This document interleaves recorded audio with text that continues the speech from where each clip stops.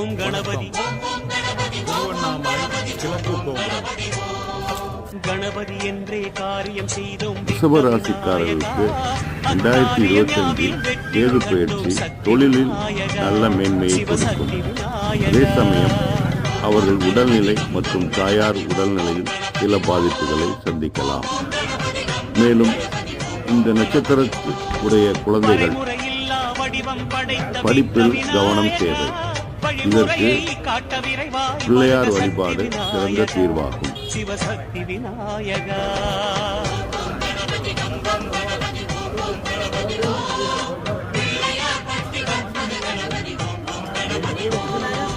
உலகம் எங்கும் உருவம் கொண்ட விக்ன விநாயகா. இரட்டை பிள்ளையார் கோயில் திருவண்ணாமலை.